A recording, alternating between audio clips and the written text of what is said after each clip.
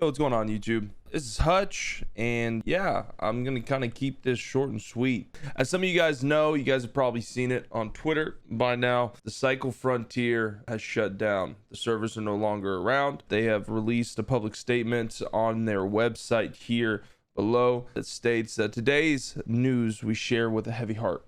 The Cycle Frontier will shut down on September 27th, 2023. Making this decision was very difficult for us, but ultimately it was a necessary one. You can find more information about this as well as refunds and our final patch and any questions you may have here. We're incredibly grateful for the amount of support, this wonderful journey. We couldn't have done it without you. From the bottom of our hearts, thank you. Now, a lot of you guys probably saw their Twitter before this, which reads, prospectors, today's news, we share a heavy heart. Literally, they just regurgitate what they put on their main website. But yeah, so if you guys want to jump in now, before September 27th, everything's discounted by 95%. And it's a free premium Fortuna pass and discounted levels and overall progression accelerated. As you guys probably have seen on my channel or Summit's channel, we've played the cycle pretty early on. So the story goes is that we were in a very, very, very bad game rut, and we didn't really know what to do. We were playing games.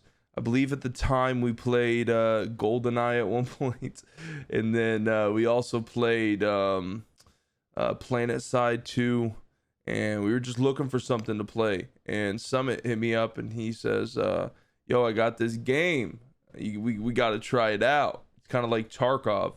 And sure enough, we played the cycle, and it was a lot of fun. The game blew up after that. I believe that it was somewhere around 1,500 players that were currently playing it whenever we started playing.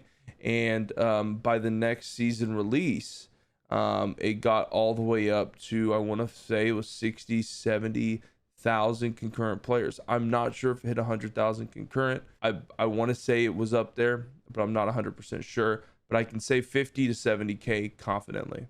It was one of the biggest games on Twitch. Huge content creators, like, again, Summit, XQC, Poke, Myth was playing it at one point. Just ginormous content creators all playing this game. It was the perfect storm. Free to play, good functionability, good hit reg, good anti-cheat, had everything. And we loved it. It was satisfying. It was cool. It was new. In a time where Tarkov was just taking a break, it was refreshing. It was amazing. But like all games, as you guys know, you get hit with barriers and you get trials and tribulations that you have to go through as a gaming company. And that's what makes or breaks your games.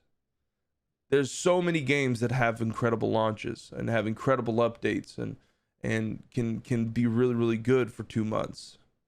But what games can be good for 8 to 12 months? And I'm going to tell you my personal opinion, what went wrong and why, from someone who was behind the scenes, why it wasn't successful. And what was the biggest game at one point on Twitch is now going out of business / shutting down their servers. I think first what we're going to do is we're going to talk about the fundamental issues that I have with the game and that I have had conversations with the gaming developers with. I was under contract with the cycle. They signed me under an NDA. Basically, I wasn't allowed to talk about certain information. They did this with a lot of content creators. I want to say anywhere from 50 to 100 content creators.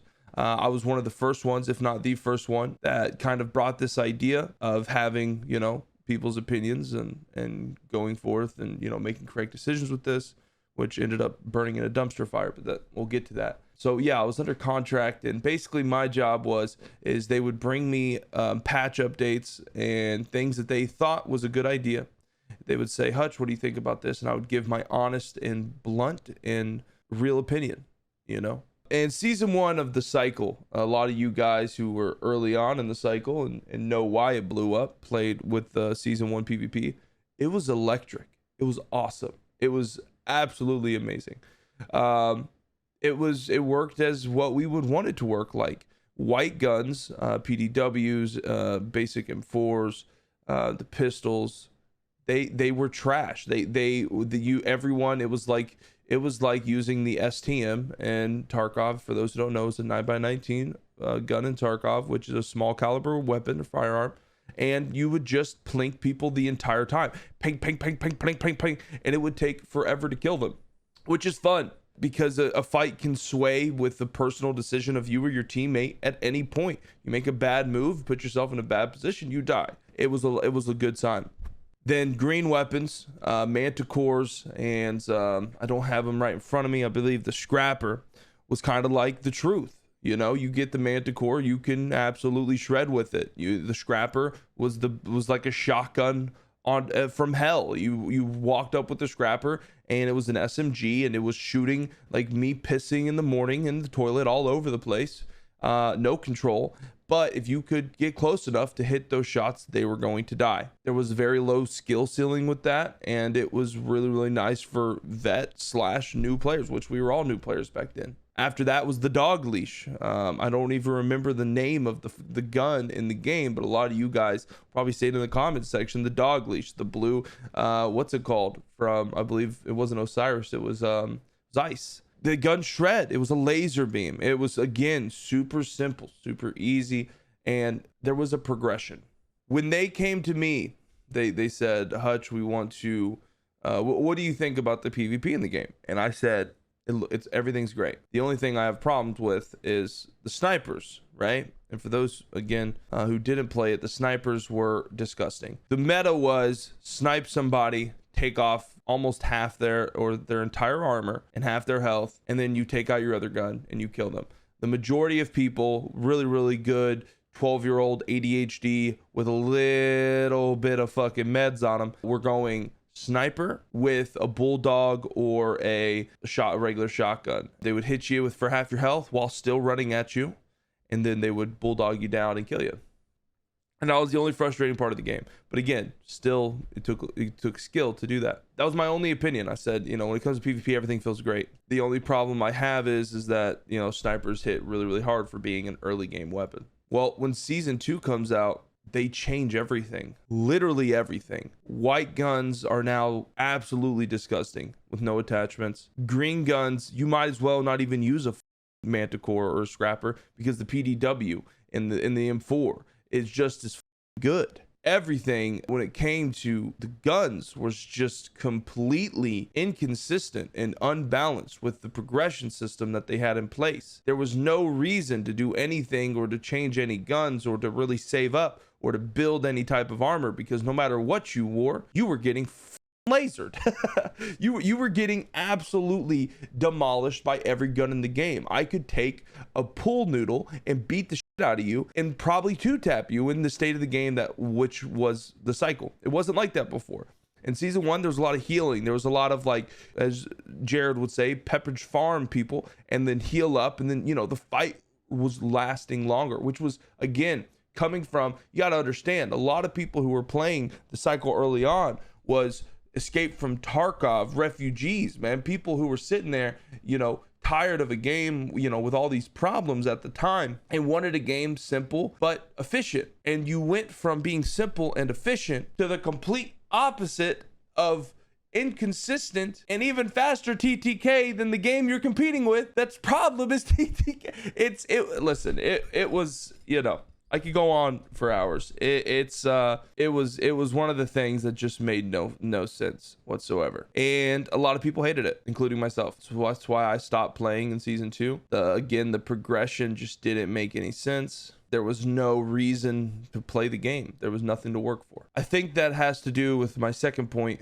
when it comes to the game, and that's bad communication. I would have multiple conversations with the guy at the cycle. I don't want to say his name. I do have respect for him. I know a lot of people. He's got under some heat and was recently let go by the company, but I liked him. And he would come to me and he would basically give my opinions on things, and I would give him rap sheets. Everything we just talked about with the PvP stuff, you know, I told him that exactly what I did not want to happen. I remember before season 2, and they hit me up and they're like, hey, you know, appreciate you guys a ton. Would you like to work with us under contract? And I said, yeah, sure. And I said this exact thing. I said, listen, you know, whatever you do when it comes to PvP, don't mess with it. It's nice right now. It's, you know, the kills feel good. It feels like you're working towards something with the progression, blah, blah, blah. And they completely went the opposite direction. In my personal opinion, with no actual facts or no facts behind it, I don't work work for them, and I wasn't there in the meetings, but I have a feeling that the developers for the cycle was more leaning towards this is our game and we're not listening to anyone,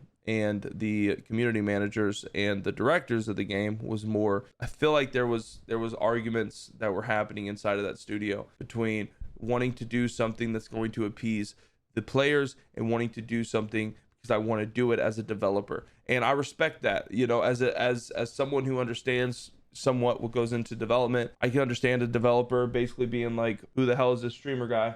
I'm not going to listen to him. I'm going to make my game how I want to make it. I respect that. But sadly, that decision plummeted your game into the ground. And that's the category of looter shooter. My next point on here, I skipped over the MMR system, which I'll get to after this point, is the multiple hands in the jar. Anytime you're dealing with content creators and you're thinking of listening to their opinions, when you have 35 content creators, 50 content creators, 100 content creators, all giving you different opinions, you are going to listen to whoever's opinion lines up with your own. That's my opinion. I mean, it's psychology at that point.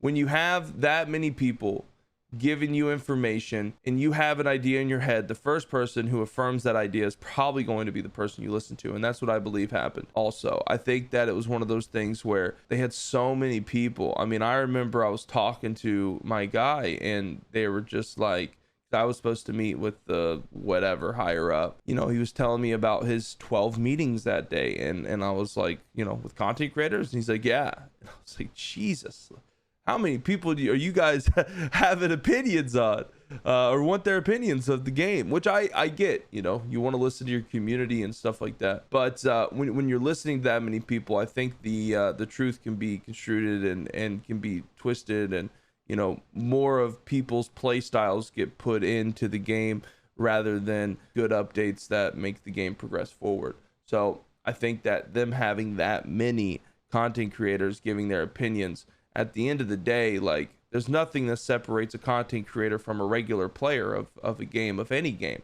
The only thing that separates us from you as viewers is we play video games and people watch us play them. That's not because we know what we're doing. The majority of content creators have no idea. And let me say this again for the people in the back, have no idea what the hell they're talking about when it comes to development and or when it comes to games in general. They just press live and they play video games, and that's completely fine. But then they put on a persona that they actually have an idea what the they're doing. And as someone who has worked in the gaming industry before, selling in the gaming industry but now streaming in it, they don't know what the they're talking about. They do things because of me instead of us, and by us I mean the community. And that's one of the hardest things in any type of gaming period, is making adjustments for the entirety of your player base, not just the Giga Chads or the rats, as we use the terminology. And I feel like because they were listening to so many people, that kind of got lost in the sauce. Devs not listening to their teams is another bulletin point I have here. That kind of goes back to what we were already saying. The developers, I think, again, there was a power struggle between developers' minds and community minds, and the people who were actually paying the bills minds. And I think it was one of those things where one side wanted to do one thing, the other side wanted to do the other thing, and they were trying to go in a linear way but with multiple ideas and pulling different directions, and it just didn't work. It was a dumpster fire. With that being said, that's what I believe, in my opinion, what happened in the background. Now let's talk about in-game stuff. We started with that, with the PvP and the gun balancing. I think the most important thing between season 1, 2, and 3 is the AI. The AI was absolutely atrocious. It was bad whenever I first started playing the game, but was overlooked by me and other players because, again, the game is new. When the game is new, you could have a Pringles can running across the ground and people would be like, that's funny. But 3, 4, 5 months later, that same Pringles can that is running across the ground, people are going to be like, there's a Pringles can there. Let me just get rid of it. People get tired of AI. They want new things. They want cool new things. They want to see progression within the game as they progress in the game. Also, the cycle's idea for progression was taking the exact same AI, the exact same terrible run at you and just chomp you down in a weird way, and turn it from a regular to an elite into a whatever the hell. And there was 3 different ones now. So instead of 1, now you have 3. Well, I mean, that's a good idea if you're stupid. You know, it's just it added nothing new to the game. Added no, as what we use, eye candy. You know, it didn't pass the eye test. All you did was take a regular crawler and you turned it into a red one. I mean, that is laziness, in my opinion. That is, we want to push the update and we're just going to, we'd rather build a whole new map than work on making the first map better, which is a problem with a lot of games. It was so bad. And they did that with every single AI in the game. Every single monster that they had, they did that too. Nothing new other than on the elite maps and whatever. It shows me that you're so out of touch, because when you do things that are so far out for 95, game developers don't realize how bad people are at video games. Okay, they just don't. And when you do things that are only on the highest level, like, you better put in 500 hours before you even have a chance of taking on the new AI or the new monster that we have. It's like, who do you really think is going to get that? Yeah, streamers, sure, content creators, yeah, but your general consumer who plays for 3 hours a weekend or 6 hours a weekend and works Monday through Friday while watching idiots like myself on Twitch, and then he finally gets on to just barely be able to get gear and to progress. It's like, dude, you're pushing away that 80% of your player base. No one's going to be able to get to that point at all. On top of that, your progression system was all over the place. To be able to get things to progress, you needed to loot them and craft them. But to loot them and craft them, you would need to have better armor and better guns to get to that said area. But then here's the catalyst, in my opinion. This is what caused me to completely swear off the game, and on release day I even said this game will not be successful, and I stopped playing on the second day even though I had drops. The MMR system they introduced in season 3. This MMR system was the dumbest thing they ever did. The MMR system works like this. Let's say you have a high KD. You're doing well. You're killing 3-4 people a raid. You will be put in other lobbies with other people who also have high KDs, like a Modern Warfare 2 search and destroy lobby on battle games. You're working, and the only thing you're doing is playing against other really good players. No hitting Timmys over the head with a hatchet, nothing like that. Only playing against other gigachads. But here's the even better kicker. Let's say you are a bad player, but you found a really cool rare purple gun and a blue armor and a yellow helmet or a green helmet, and you're chilling, right? You're like, damn, I finally got everything I needed. I got everything I want. I'm ready to, I'm gonna kill this. I'm not gonna die the rest of the day. Well, before that was true, but now what the game decided to do, what these developers decided to do, is now they put you in other lobbies with other people who have also found that same purple gun and that same blue armor and that same green helmet that brings up their eye level or their item score to that same level of you / and or KD. So you are not only going against players who have the same amount of gear as you, but you're also going against players who are probably better than you. So every way, shape, and form that you can get screwed out of that gear set by the time you get to that gear set is put in place. The reason why they did this, again, in my opinion, is to slow the progression of players because they didn't want to wipe anymore, which is a problem within itself we'll get to next. They didn't want to wipe anymore. So their brilliant idea that they pulled from the Martian asshole on Mars is that they were going to basically make it hard as nutsack Batman to even progress in the game. And when you do progress and you do have lucky RNG, they're going to whip out the cycle shaft and beat you over the head with it until you go back to step 1. On day 1, this was completely obvious. Every time I would get my footing underneath me and I would start to progress, I would run into a duo 3-man who also had their footing underneath them, but had the numbers and would absolutely massacre me down. It was terrible. It was the biggest mistake in the cycle's many mistakes. It was terrible. Everything about it. Everything about a MMR system and a looter shooter is the dumbest thing. If they wanted to make it optional, I would understand it more. But to hard code it into your entire game, no matter what map people are on, basically halting progression. Listen, I don't know if this is an unpopular opinion. I've been told by my chat that it isn't, but I'll see what you guys say here on YouTube. I don't grind gear and get gear to go against other people who have good gear. I grind gear and I get gear to absolutely slap the motherfuckers who don't have the good gear. I want to walk around and be a tank against Timmys. I want to take away that 3-man of absolute trash cans who've been sitting on the same rock for the last 20 minutes who try and laser beam me. But guess what? I have on blue armor and you can't do that. And I'm going to tank that. I'm going to run up there and I'm going to you up because you just started the game and you have a white PDW and a pistol and a sniper and you can't do shit about it.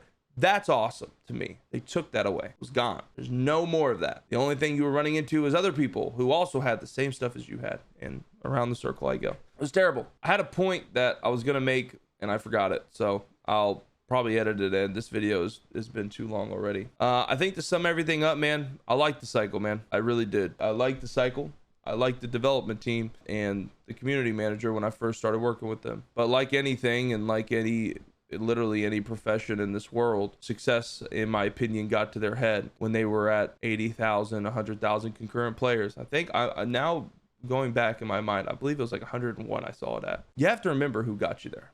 And I'm not taking credit for the cycle. And I'm not trying to sit here and say that it was me who caused them to have that many players. I'm not. But it was their community. And when you have a bunch of people who were there early on and you don't listen to them, you listen to people who just have high viewer counts and grace you with their opinions in the Discord, it's not going to be a good combination. When the whole room is telling you that something's a bad idea and you're sitting there and you're looking at 100 people all looking at you saying this is stupid, this is a bad idea, and you're like, no, it's not, it's a great idea, two things can happen.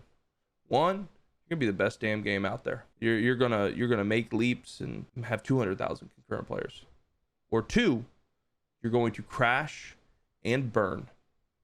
And in less than a year from your last major release or update, you are going completely kaboom, out of business, shutting down your servers. Sadly, it was option 2.